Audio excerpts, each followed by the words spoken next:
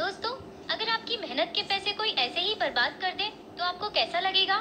चलिए देखते हैं इस कहानी में विवेक के पिता उसे मेहनत की कमाई का महत्व कैसे समझाते हैं और क्या विवेक अपने आप को बदलता है। विवेक को अपनी पढ़ाई पूरी करके 3 साल हो गए थे, लेकिन पैसे कमाने की कोई चिंता नहीं थी। ऊपर से उसकी फिजूल खर्ची हर दिन बढ़ रही थी। उसके पिताजी जो एक पोस्टमैन थे, अगले ही साल रिटायर्ड होने वाले थे। विवेक, कुछ काम धंधा ढूंढ लो। कब तक ऐसे ही घर पर बैठे रहोगे? क्या पिताजी, आप फिर से शुरू हो गए? मैं कोशिश कर रहा हूँ ना, कोई ढंग का काम तो मिले। ये तो तुम पिछले 3 साल से कह रहे हो। अब तो मेरी रिटायरमेंट भी नजदीक आ गई है। पिताजी की बातें सुन के विवेक इरिटेट हो जाता है और अपने गैर जिम्मेदार दोस्तों से मिलने बाहर निकलता है। क्या मुसीबत है? माँ, मैं कल रात खाना बाहर ही खाऊंगा। पिताजी, मुझे 500 रुपए दीजिए ना, दोस्त का बर्थडे है। विवेक की बढ़ती हुई डिमांड से पिताजी परेशान हो गए थे। महीने के आखिरी दिन चल रहे हैं, अब 500 रुपए नहीं है मेरे पास। ठीक है, तो 200 रुपए दीजिए, बाद में ब्याज के साथ लौटा दूंगा। पिताजी नाराजगी से उसे 200 रुपए देते हैं। विवेक बाहर चला जाता है। कब तक आप इसे ढील देते रहेंगे? अब पानी सर से ऊपर गया है, थोड़ा सख्ती से पेश आइए। शायद तुम ठीक कह रही हो। रात को जब विवेक देर से घर लौटता है, विवेक, कल से तुम काम करना शुरू करो, वरना तुम यहाँ हमारे साथ नहीं रह सकते। पिताजी की बात सुन के विवेक को झटका लगता है और वो सोच में पड़ता है। अब इन्हें क्या हुआ अचानक? हाँ, मैंने कब ना बोला, लेकिन अच्छा काम भी तो मिलना चाहिए ना। वो तुम्हारी जिम्मेदारी है। तुमने ग्रेजुएशन पूरा किया है, क्या तुम रोज सिर्फ 10 रुपए भी नहीं कमा सकते? पिताजी की बात सुन के विवेक के अहंकार को ठेस पहुंचती है। हाँ, क्यों नहीं, 10 रुपए तो आराम से कमा सकता हूँ। ठीक है, तो तुम रोज मुझे 10 रुपए ला के दोगे और तभी तुम्हें खाना मिलेगा। हर रोज की तरह पिताजी काम पे निकलते हैं और विवेक अभी तक बिस्तर में ही पड़ा है। विवेक, विवेक उठो। कल रात की बात भूल गए क्या? आज तुमने 10 रुपए नहीं दिए तो तुम्हें अपना इंतजाम खुद करना होगा। पिताजी काम पे चले जाते हैं और उनकी बात सुन के विवेक हड़बड़ी में उठता है। छे, क्या यार, अब चैन से सोना भी मुश्किल कर दिया है। पिताजी का चैलेंज तो स्वीकार कर लिया है, लेकिन रोज के 10 रुपए कहाँ से पैदा करूँ? विवेक अपने दोस्त से 10 रुपए उधार लेता है। चलो, आज का प्रबंध तो हो गया, आगे का आगे देखेंगे। विवेक खुश हो जाता है। पिताजी आंगन में बैठ के मकाई भुट्टा कोयले की सिगड़ी पे भून रहे हैं। तभी विवेक वहाँ पहुँचता है और पिताजी को 10 रुपए देता है। ये लीजिए पिताजी, 10 रुपए। पिताजी विवेक से 10 रुपए की नोट लेते हैं और बिना सोचे उसे जलती हुई सिगड़ी में डाल देते हैं। नोट जल जाती है और विवेक चकरा जाता है। अरे ये क्या किया पिताजी आपने? जो मुझे सही लगा। विवेक बिना कुछ बोले वहाँ से घर के अंदर चला जाता है। पिताजी के चेहरे पे हल्की सी मुस्कान आती है। आज का दिन तो मैंने संभाल लिया, कल पैसे कहाँ से लाऊं? अगले दिन विवेक अपने किसी और दोस्त से 10 रुपए लेता है। विवेक, ऐसे तुम रोज रोज किस किस से पैसे लोगे? कभी ना कभी तो तुम्हें लौटाने भी पड़ेंगे। पता है। इससे अच्छा तुम कोई छोटा मोटा काम क्यों नहीं ढूंढ लेते? काम कर लूंगा यार, अभी मेरी उम्र ही क्या है, और वैसे भी पिताजी के सर से चैलेंज वाला बहुत जल्दी उतर जाएगा। फिर कोई टेंशन नहीं। आज फिर विवेक आंगन में सिगड़ी के पास बैठे पिताजी को 10 रुपए देता है और पिताजी उस नोट को फिर सिगड़ी की आग में डाल देते हैं। विवेक को गुस्सा आता है पर वो कंट्रोल करता है। पिताजी, आज आपने फिर रुपए जला दिए। हाँ पता है, तुम जाओ खाना खा लो। विवेक बिना बहस किए घर के अंदर आता है। ये पिताजी का क्या चल रहा है समझ नहीं आ रहा। जाने दो, मुझे क्या, लेकिन कल किससे पैसे लूं? अगले दिन विवेक फिर से अपने दोस्तों के पास आता है और पैसों की मांग करता है, लेकिन सारे दोस्त पैसे देने से इनकार करते हैं। ये सारे दोस्त तो अकड़ रहे हैं, अब किससे पैसे लूं? माँ को मक्खन लगाता हूँ। जब विवेक घर आता है, माँ रसोई में खाना बनाने में व्यस्त दिखाई देती है। विवेक माँ के गले में प्यार से हाथ डाल के मक्खन लगाना शुरू करता है। ओ मेरी प्यारी माँ, दुनिया की सबसे अच्छी माँ। अरे वाह, क्या बात है, आज एकदम से माँ की याद आ गई। विवेक माँ से 10 रुपए लेता है और खुश हो जाता है। आज भी वही सिलसिला पिताजी दोहराते हैं। जल्दी हुई नोट को देख विवेक फिर से चकरा जाता है। अब मुझे कहीं से मदद नहीं मिलेगी, मुझे कुछ ना कुछ करना होगा, वरना घर छोड़ने की नौबत आ जाएगी। दूसरे दिन विवेक काम की तलाश में बाहर निकलता है और एक कपड़ों की दुकान में आता है। नमस्कार सेठ जी, मैं बीकॉम हूँ, क्या आपको अकाउंटेंट की जरूरत है? लेकिन तुम्हारे पास काम का कोई अनुभव नहीं है, हम तुम्हें काम पे नहीं रख सकते। बहुत कोशिशों के बावजूद भी विवेक को कोई जॉब नहीं मिलती। आखिर थककर वो एक पेड़ के नीचे बैठता है। तभी उसका ध्यान एक हाथ गाड़ी चलाने वाले बूढ़े इंसान की तरफ जाता है। हाथ गाड़ी पे बहुत सामान होने की वजह से उस गाड़ी वाले को गाड़ी खींचना मुश्किल हो रहा है। अगर मैं इस आदमी की सहायता करूं तो शायद मेरा काम बन जाए। विवेक उस बूढ़े आदमी के पास पहुंचता है। सुनिए, क्या मैं इस गाड़ी को खींचने में आपकी मदद करूं? आप मुझे सिर्फ 10 रुपए दीजिए। विवेक की बात सुन के बूढ़ा आदमी तुरंत राजी हो जाता है। हाँ हाँ, क्यों नहीं बेटा, मुझसे भी अब ये चलाई नहीं जा रही। विवेक जोर लगा के उस हाथ गाड़ी को बड़ी मुश्किल से खींचने लगता है। मुझे लगा था काफी आसान होगा ये काम। मेरी तो हालत खराब हो रही है। आखिर विवेक उस हाथ गाड़ी को सही जगह पहुंचा के उस आदमी से 10 रुपए ले लेता है। चलो, आज का प्रॉब्लम तो जैसे तैसे सॉल्व कर लिया। हमेशा की तरह विवेक घर आता है और अपने 10 रुपए पिताजी को देता है। पिताजी इस बार भी बिना सोचे उसके पैसे जलती हुई सिगड़ी में डाल देते हैं। ये देख के विवेक गुस्से से तिलमिला उठता है। पिताजी, ये क्या किया आपने? इतनी मेहनत से मैंने ये 10 रुपए कमाए थे और आपने आग में फेंक दिए। पिताजी के चेहरे पे सुकून की मुस्कुराहट दिखाई देती है। आप हंस क्यों रहे हैं? आपको मेरे मेहनत के पैसों की कोई कदर नहीं है। अब की ना तुमने पते की बात, यही बात तो मैं तुम्हें इतने दिन से समझाने की कोशिश कर रहा था। पिताजी की बात विवेक के समझ में नहीं आती। आप कहना क्या चाहते हैं पिताजी? यही कि जब तुम मेरी मेहनत की कमाई दोस्तों के साथ उड़ाते थे तब मुझे कैसा लगता था, ये शायद अब तुम्हें समझ आया है। पिताजी की बात सुन के विवेक की आंखें खुल जाती है। जी हाँ पिताजी, आई एम सो सॉरी। लेकिन ये बात आप पहले दिन भी बता सकते थे ना? हाँ, लेकिन पैसे आग में फेंकने के बाद आज तुम जैसे तिलमिला उठे वैसे पहले नहीं हुए थे। विवेक सोच में पड़ता है। क्योंकि ये तुम्हारी असली कमाई थी और उससे पहले तुम जो पैसे मुझे देते थे वो किसी से उधार मांग के लाए थे, जो आग में डालने के बाद भी तुम्हें गुस्सा नहीं आता था या दुख भी नहीं होता था जैसा अभी हुआ है। विवेक को अपनी गलती का एहसास होता है। वो पिताजी से माफी मांगता है। आप ठीक कह रहे हैं पिताजी, मेहनत की कमाई का कोई मोल भाव नहीं होता, वो अनमोल होती है। तो देखा दोस्तों, आखिर विवेक को मेहनत की कमाई का महत्व समझ आ ही गया। ठीक वैसे ही हमें ना ही सिर्फ हमारी मेहनत की कमाई का बल्कि हमारे माता पिता की कमाई का भी सोच समझकर विनियोग करना चाहिए।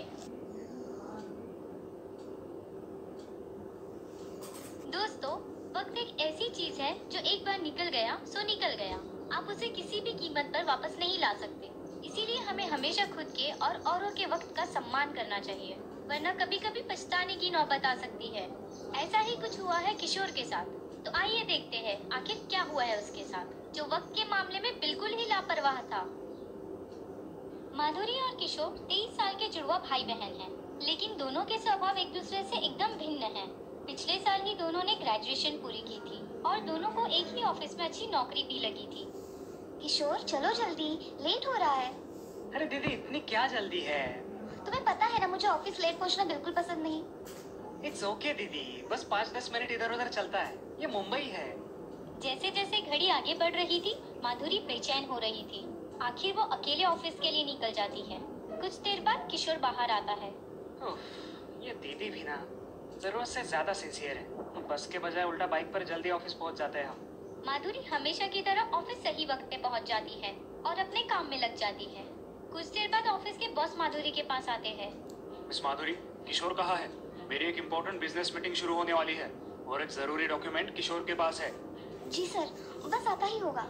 मुझे एचआर से रिपोर्ट मिली है, किशोर हमेशा लेट आता है। इतनी गैर जिम्मेदारी मैं बर्दाश्त नहीं कर सकता। सॉरी सर, आगे से ऐसा नहीं होगा। सारे स्टाफ के सामने बॉस की बातें सुन के माधुरी बहुत शर्मिंदा महसूस करती है। क्या करूं इस लड़के का? 100 बार समझाया लेकिन कुछ असर ही नहीं हो रहा। लगभग 1 घंटे बाद पसीने से लथपथ किशोर भागता हुआ ऑफिस पहुंचता है और तभी बॉस वहां पहुंचते हैं। ओहो मिस्टर किशोर, आ गए आप ऑफिस? बड़ी मेहरबानी की, thank you very much. Please पधारिए। बॉस के ताने सुनकर किशोर को गुस्सा आता है। आज आप मुझे कुछ इम्पोर्टेंट डेटा देने वाले थे, शायद आप भूल गए हैं। बॉस की बात सुन के किशोर को समझ आता है कि उसने बहुत बड़ी गलती की है। उसकी आवाज गले में ही अटक जाती है। जी सर, आई एम सॉरी। वो मैं दरअसल। हाँ, पता है तुम बहुत बिजी रहते हो आजकल, इसलिए ऑफिस भी टाइम पे नहीं पहुंच पाते। पूरे ऑफिस स्टाफ के सामने बॉस की तानेबाजी सुन के किशोर के साथ साथ माधुरी भी शर्मिंदा हो जाती है। एनीवे, मिस्टर किशोर, आपकी लापरवाही की वजह से हमने एक बहुत बड़ा कॉन्ट्रैक्ट खो दिया है and now you are fired. Office के सारे लोग शॉक्ड हो जाते हैं और बॉस गुस्से से बाहर निकल जाते हैं। शाम को माधुरी ऑफिस से घर आती है। किशोर उदास बैठा है। किशोर, अब जो हुआ वो भूल जाओ और फिर से नई शुरुआत करो। लेकिन दीदी, मेरी कोई गलती नहीं थी। मैं फाइल लेके ऑलमोस्ट पहुंच ही गया था। ऑलमोस्ट? अपनी गलती को सुधारो किशोर, उसे अनदेखा मत करो, वरना एक दिन बहुत पछताओगे। माधुरी किशोर को समझाने की कोशिश करती है, लेकिन किशोर उसकी बात को समझ नहीं रहा। दीदी 5-10 मिनट लेट होने से कोई पहाड़ नहीं टूट पड़ता। ये मुंबई है, यहाँ 24 घंटे ट्रैफिक ही रहता है। कितना भी टाइम पे निकलो लेट हो ही जाता है। किशोर को अपनी ही बात पे अड़ा देख माधुरी परेशान होती है। किशोर, हम दोनों एक ही जगह से ऑफिस के लिए निकलते थे और एक ही जगह पे जाते थे। मेरा तो एक भी लेट मार्क नहीं है। सब आपकी तरह नहीं होते, ओवर सिंसियर। और बाय द वे गलती आपकी भी थी। किशोर का आरोप सुन के माधुरी चौंक जाती है। क्या मतलब? मेरी गलती? दरअसल आपके टाइम पे पहुंचने की आदत की वजह से मेरा लेट आना बॉस की नजर में आया और इसीलिए ये सब हुआ है। किशोर की बातें सुन के माधुरी दुखी होती है। मैं ढूंढ लूंगा नया जॉब, मुझे नहीं उस खड़ूस बॉस के साथ काम करना। किशोर अपने कमरे में चला जाता है। माधुरी सोने से पहले भगवान से प्रार्थना करती है। भगवान, इससे पहले कि बहुत देर हो जाए, मेरे भाई को सद्बुद्धि देना। अगले दिन हमेशा की तरह माधुरी ऑफिस निकलती है और किशोर सोया है। किशोर, मैं ऑफिस निकल रही हूँ, खाना बना के रखा है, टाइम पे खा लेना। हाँ दीदी आप जाइए, नहीं तो वो खड़ूस आपको भी काम से निकाल देगा। माधुरी ऑफिस निकलती है। किशोर सोच में पड़ता है। अब पूरा दिन क्या करूँ यार, जॉब तो एक दिन में मिलने से रही।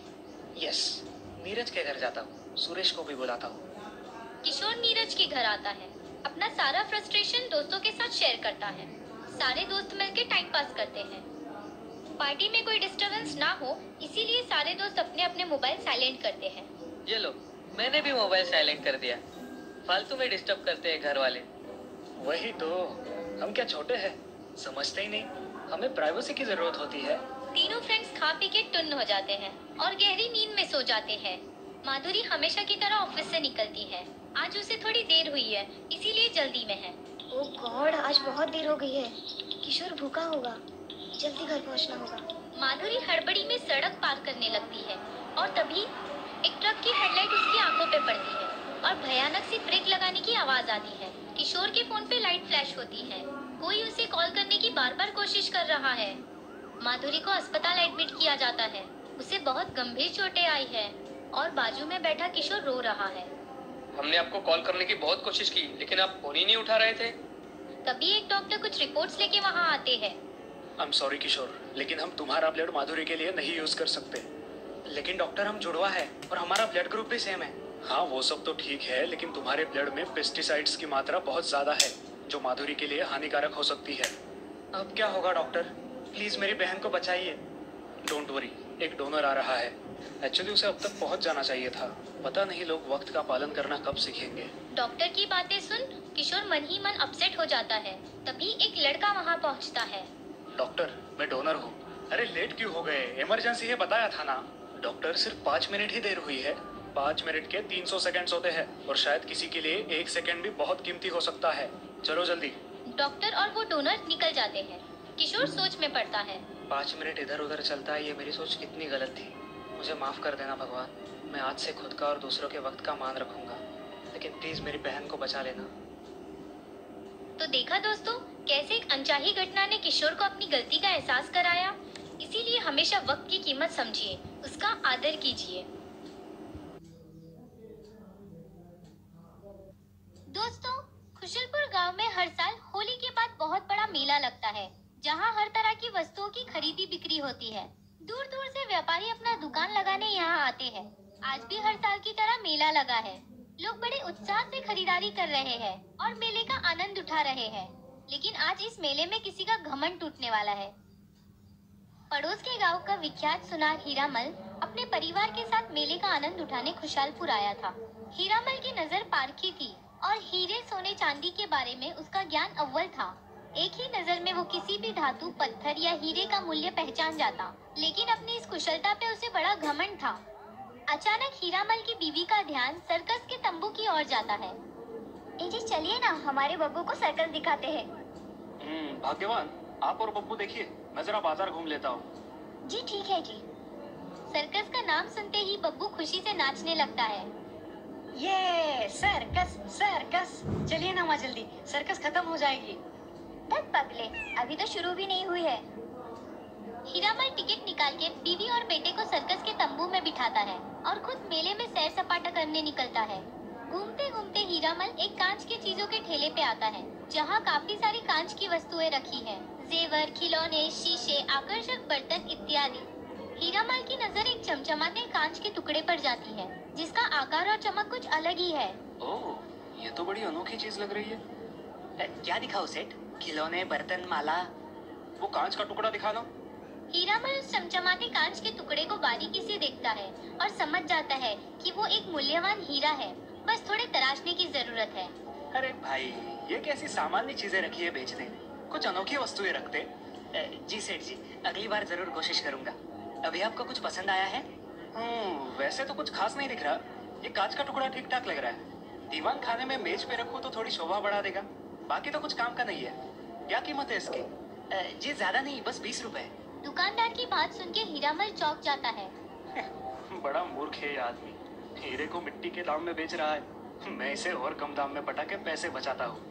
अरे क्या भाई, इस कांच के टुकड़े के 20 रुपए मांग रहे हो? मैं इसके ज्यादा से ज्यादा 15 रुपए दूंगा बस। क्या?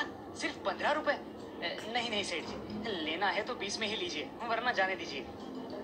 कोई मूर्ख ही इसे 20 रुपए में लेगा। चलो जाने दो, मैं चलता हूँ। ये जरूर मुझे वापस बुलाएगा। मैं निकलने का नाटक करता हूँ। ऐसा सोच के हीरामल वहाँ से निकलने लगता है।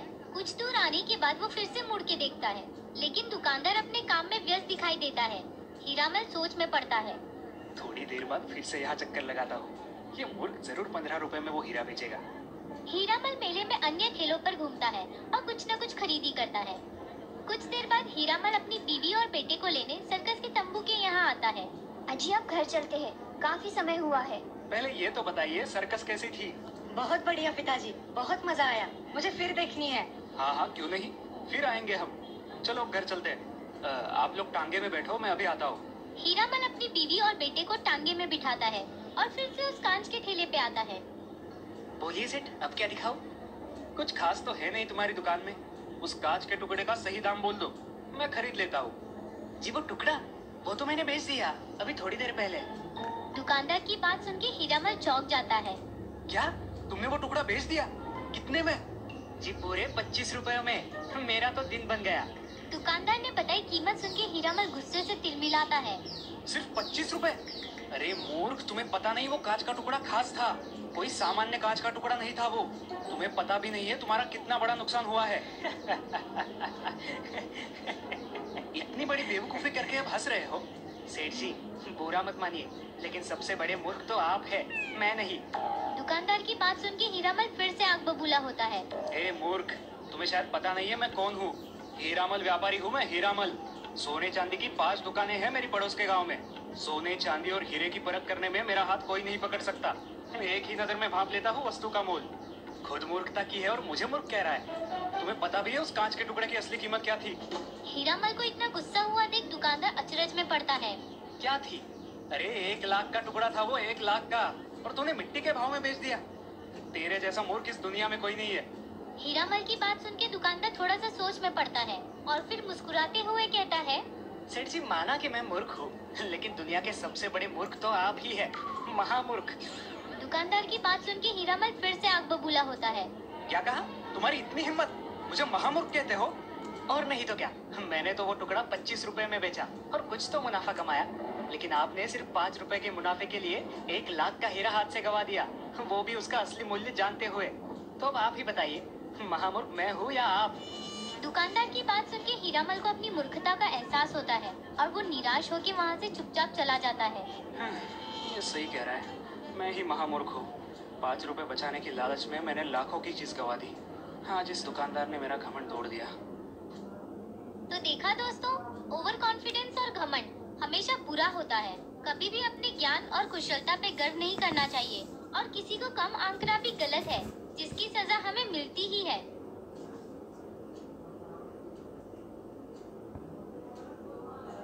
बिलासपुर गांव में सुखाराम नाम का एक लड्डू वाला था, जिसके मोतीचूर के लड्डू आसपास के गांव में मशहूर थे। सुखाराम की पत्नी राधा सुबह सुबह जल्दी उठ के मोतीचूर के लड्डू बनाती थी और सुखाराम बड़े से टोकरी में लड्डू भर के बाजार में जाके उन्हें बेचता था। ले लो भाई ले लो, स्वादिष्ट मोतीचूर के लड्डू ले लो। वाह भाई वाह, क्या स्वाद है, दिल खुश हो गया। एक और देना। मुझे 5 और बांध के देना। शाम होने से पहले ही सुखाराम के सारे लड्डू बिक जाते हैं और वो खुशी खुशी घर लौटता है। राधा राधा ये लो, आज पूरे 300 रुपए की कमाई हुई है। अरे वाह, मैं कल थोड़े ज्यादा लड्डू बनाती हूँ। इस प्रकार सुखाराम की जिंदगी अच्छी बीत रही थी, लेकिन एक बात सुखाराम को खाए जा रही थी। कुछ साल पहले गर्म चशनी शरीर पर गिरने से राधा के चेहरे और हाथ की त्वचा जली हुई थी और वो बहुत बदसूरत दिखती थी। बस इस एक बात की वजह से सुखाराम दुखी रहता। एक दिन पड़ोस के गांव के मुखिया जी सुखाराम को बुलावा भेजते हैं और वो उन्हें मिलने उनके घर जाता है। आओ भाई सुखाराम आओ, बहुत सुना है तुम्हारे बारे में, बड़े आदमी बन गए हो। जी सब भगवान की कृपा है। देखो, अगले हफ्ते मेरी बड़ी बेटी का ब्याह है और मुझे 2000 मोतीचूर के लड्डू चाहिए। मुखिया की बात सुन के सुखाराम की आंखों में चमक आती है और तभी मुखिया की छोटी बेटी गीता वहाँ पानी लेके आती है। बेटा पानी पी लो। सुखाराम अभी भी गीता के ख्याल में ही दंग है, ये बात मुखिया भाप लेता है। हाँ? जी हाँ, बुरा ना मानो तो एक बात कहूँ। जी बिल्कुल, तुम्हारी पत्नी के बारे में मुझे पता है और इसलिए तुम्हारी मन की अवस्था में समझ सकता हूँ। तुम दूसरी शादी क्यों नहीं कर लेते? मुखिया ने जैसे सुखाराम के मन की ही बात बोल दी। सुखाराम सोच में पड़ता है। जी लेकिन मैं एक सीधा साधा लड्डू वाला हूँ, मुझे कौन बेटी देगा? सुखाराम की बात सुन के स्वार्थी मुखिया के मन में ख्याल आता है। वैसे भी गीता के चंचल और नाक चढ़े स्वभाव के कारण उसका ब्याह नहीं हो रहा। यह अच्छा मौका है उसकी गृहस्थी बिठाने का। मैं दूंगा। मुखिया की बात सुन के सुखाराम चौंक जाता है। हाँ भाई, तुम अच्छा खासा कमाते हो, जल्द ही अपनी दुकान शुरू करने की क्षमता रखते हो। मैं गीता का ब्याह तुमसे करवाना चाहता हूँ। बहुत सुशील, आज्ञाकारी और खाना बनाने में माहिर है मेरी गीता। सुखाराम के लिए ये सुखद धक्का होता है। अगले ही हफ्ते सुखाराम गीता से शादी करके उसे घर ले आता है। ये घटना राधा सहन नहीं कर पाती और वो अपने मायके चली जाती है। गीता, कल से तुम मोतीचूर के लड्डू बना लेना। जी। दूसरे दिन से गीता मोतीचूर के लड्डू बनाने लगती है, लेकिन चूल्हे की तपन से चिढ़ जाती है और नाराजी से लड्डू बनाती है। हाय हाय, कितनी गर्मी है यहाँ। मेरा चेहरा चूल्हे में फूंक मार मार के खराब हो जाएगा और ये गरम गरम लड्डू मेरे नाजुक सुंदर हाथों को भत्ते बना देंगे। सुखाराम गीता ने बनाए लड्डू लेके बाजार चला जाता है। हमेशा की तरह बिक्री शुरू करता है। लोग आते हैं, लड्डू लेके जाते हैं। सुखाराम खुशी से घर लौटता है। गीता, आज सारे लड्डू बिक गए, कल थोड़े ज्यादा बना देना। सुखाराम की बात सुन के गीता मन ही मन गुस्सा होती है।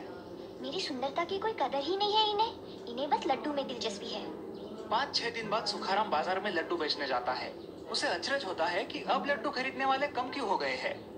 कमाल है, अब तक तो मेरी टोकरी आधी हो जाती है, लेकिन आज अभी तक 10 लड्डू भी नहीं बिके। सुखाराम एक लड्डू चखता है और उसका मुंह कड़वा हो जाता है। कितना गंदा स्वाद है ये तो, इसलिए कोई खरीद नहीं रहा। सुखाराम तिलमिलाता हुआ घर आता है। गीता, ओ गीता। यहाँ अंदर मेकअप में व्यस्त गीता मजे से बाहर आती है। अजी, ये लिपस्टिक कैसी लग रही है मुझ पर? अच्छी है ना? ये क्या स्वादहीन लड्डू बनाए हैं तुमने? मेरा सारा धंधा टूट गया है। सुखाराम की बात सुन के गुस्सैल गीता बिना परवाह किए हमेशा के लिए सुखाराम को छोड़ के अपने मायके चली जाती है। अब सुखाराम को उसकी गलती का एहसास होता है और राधा की याद आती है। हे भगवान, ये मैंने क्या मूर्खता कर दी। मेरी राधा कितनी अच्छी थी, कभी मुझे उल्टा जवाब तक नहीं दिया बेचारी ने, और मैंने उसके साथ इतना बुरा सलूक किया। सुंदरता के पीछे अंधा होके मैंने मेरी गुणवान पत्नी को खो दिया और बना बनाया धंधा भी।